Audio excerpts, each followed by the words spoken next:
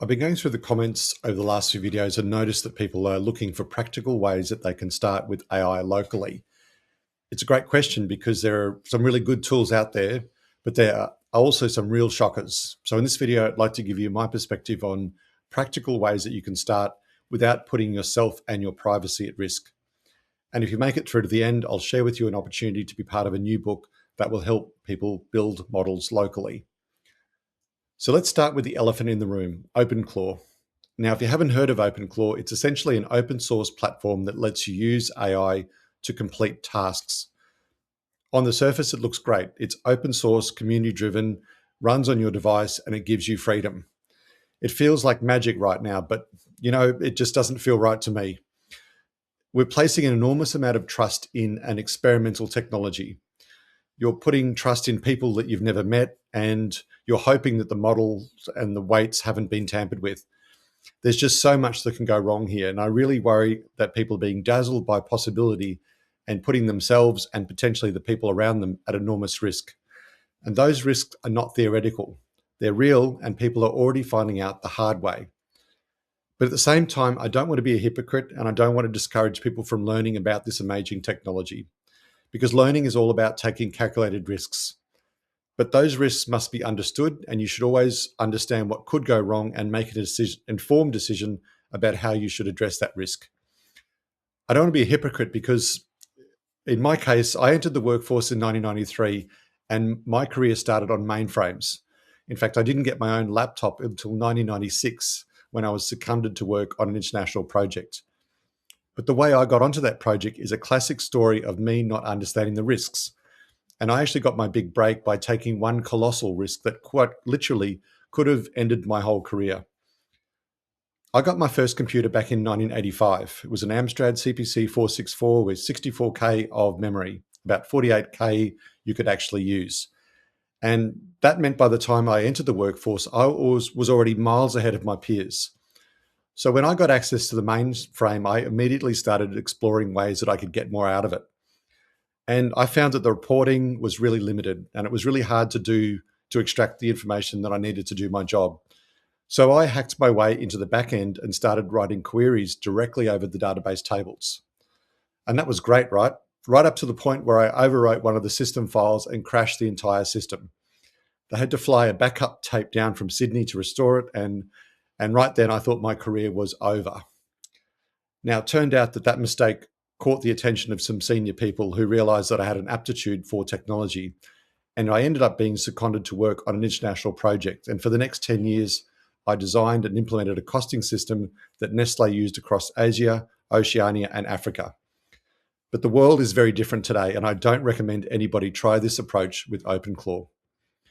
So what can you do instead? Well, the first tool I want to talk about is Pinokio. Pinokio is essentially a one-click installer that lets you download, install, and run AI models locally on your own machine.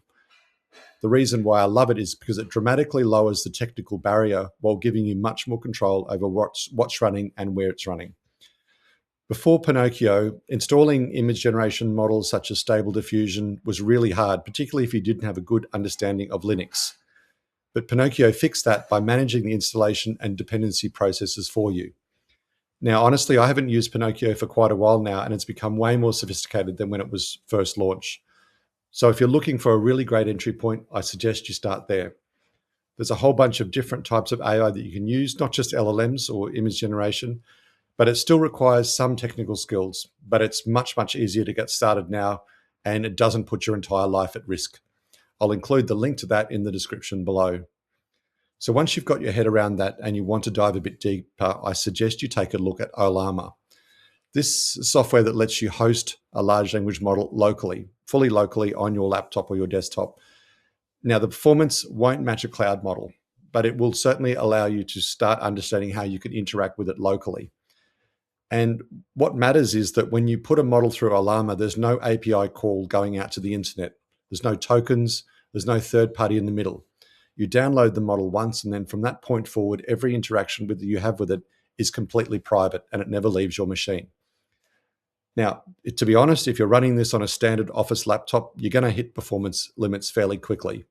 These kind of models really benefit from GPU acceleration, which if you've been watching the channel, is something I'm obsessed about. But even on modest hardware, Ollama gives you a functional private AI assistant that you can use to start learning with it immediately. And learning here is the point, because just like me hacking the mainframe, tomorrow's tech entrepreneurs are looking at this stuff and wondering how they can get their head around it quickly. And by all means, I encourage you to do that, but please do it safely. So to recap, please be very careful when you look at tools like OpenClaw. In the hands of the uninitiated, they are extremely dangerous, and I urge you to try other options first. Then, by all means, if you understand the risks, go ahead, but please start safely before experimenting with tools such as OpenClaw. Pinokio and Ollama give you a pathway to experiment with AI privately and locally and with a level of control that actually makes sense. Start there, build your confidence, and then make informed decisions about what comes next. Now, before I go, I have been invited to be a technical editor on a new book written by Yoshiki Kanda on installing and running Ollama locally. The publishers, Manning Publications, has asked me to find a handful of reviewers. So if you're interested in Ollama and would be willing to read the book and provide feedback, please check out the link below and ask if you can be included as a reviewer. I'm still working my way through the manuscripts, but it's very well written and it will be very helpful for those who are genuinely curious about making this technology work. And as always, please share your comments and feedback, and I'll see you in the next one.